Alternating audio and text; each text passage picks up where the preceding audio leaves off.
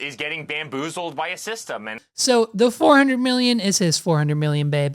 And whatever you think's going to happen next, listen, it's like he's gonna do it from prison.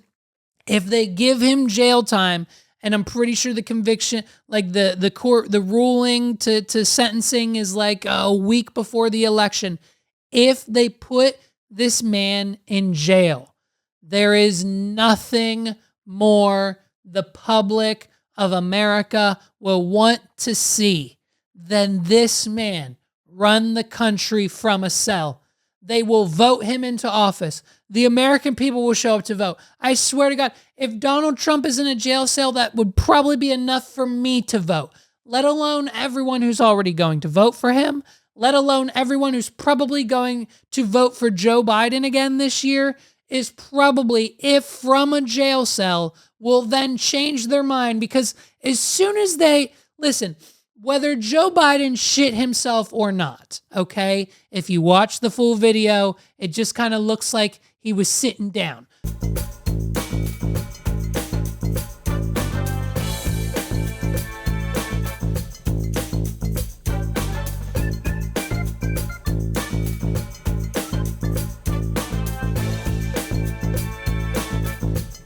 Whether you think to believe that Joe Biden shit himself or not, you know, we know the truth here.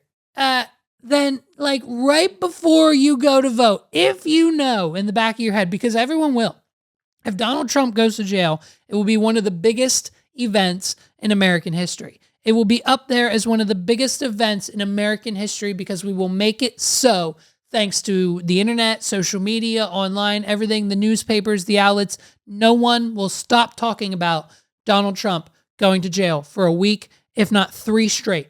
And that will dominate every news story. And if everyone knows it, when you're about to hit that vote button for Joe Biden or RFK or whoever else you're voting for, there's going to be a little voice in the back of your head that says, yeah, but Donald Trump's in jail though. Like, how crazy would it be if he ran the country from jail? Let's vote for him and see what happens, because it doesn't really matter.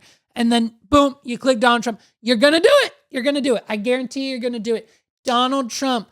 Let's see him. I want to see it happen. I want to see it happen for the sake of this podcast, not because I believe in him or Biden or anyone else. Listen, here's the reality, folks. It doesn't matter at the end of the day who wins. Every single time a Democrat gets into office, we wish it was a Republican. Every time a Republican gets 4 years, we wish a Democrat would come along and fix what the Republican's doing. And when, like when George Bush was in office, we had 4 years of Bush, and then he did pretty okay. And, we didn't have the internet, really wasn't a thing in, 2000, 2001. So then we got him a second term. We got George Bush a second term. And so, but then we were really tired of it. And we were like, hey, we don't want to be, crazy, wazy Christian country over here. Let's get a Democrat in power. Then comes Obama.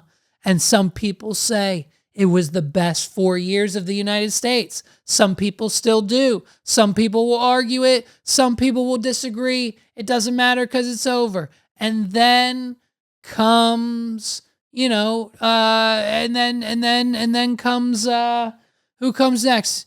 Who comes next after Obama? Donald Trump. Donald Trump comes along because we were done with the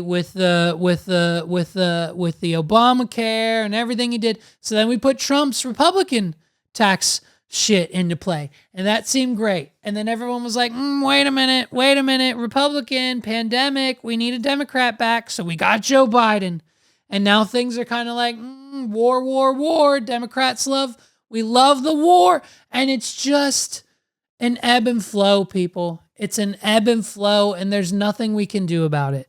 It will be the same no matter who gets into power. It'll be the same no matter what. At the end of the day, all you need to know is that when we take McDonald's away from Russia and we shut down the Starbucks in the Ukraine, someone needs to come along and rebuild it. And that's going to be us. It's going to be BlackRock. It's going to be our contract. And the United States will prosper from these wars, no matter who's in office. And it doesn't matter. And so we want to see Donald Trump. We want to see Zatty Trumpets do it from prison. We want to see him do it from prison. We want to do it. It's like, you know, they think they're throwing the hammer at this man and he's going to lose his followers. They think if we convict Donald Trump, he's going to lose everything. He's going to lose his influence. He's going to lose his power. And we will be able to regain some normality to the United States Constitution. But instead, it's Zatty Trumpets. You know what I mean?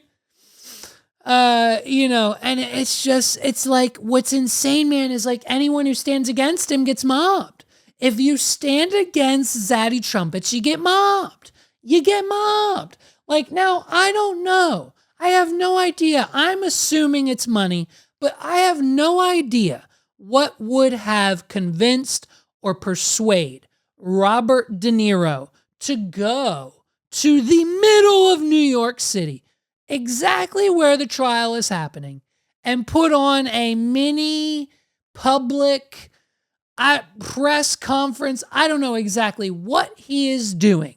While the moments before the verdict has dropped, Robert De Niro is out on the streets of New York City praising Joe Biden and how we need to put Donald Trump in jail. And if we don't vote Joe Biden into power once again for 4 more years, the country will perish. We are very lucky in this country, and we take it for granted. People thought they could control Hitler. They thought maybe they could control Mussolini. A dictator is a dictator, and that's what Trump wants to do and be. I'm sorry. There's nothing good about it. Nothing good about it. And guess what?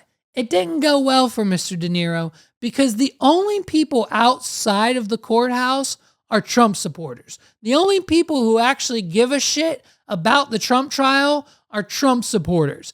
I think Robert De Niro might have shown up to potentially find that there might have been some Biden supporters there, but what he found was quite the opposite. And they essentially mobbed this 85-year-old man. I'm pretty sure he's 85. You're a softie! You're a nobody! You're trash! You're trash! You're done! You're done after this, my guy! Robert De Niro punched Donald Trump in the face!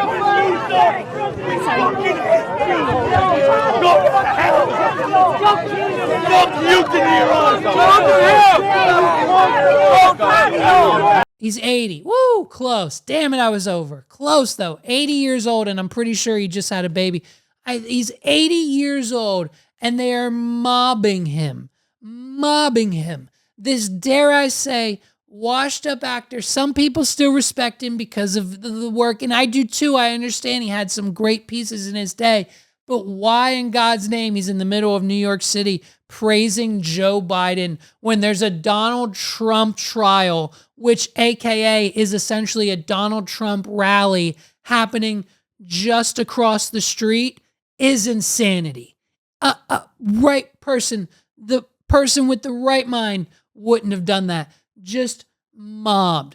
And so, you know what I mean? After the trial, we've got Donald doing the press tour, the UFC, the whole 9 yards. And it just has become one of probably the most the establishment, my God, the process, the court trial, the everything going on, it's a joke. It's clearly a joke, and it's clearly a sign that the system is broken.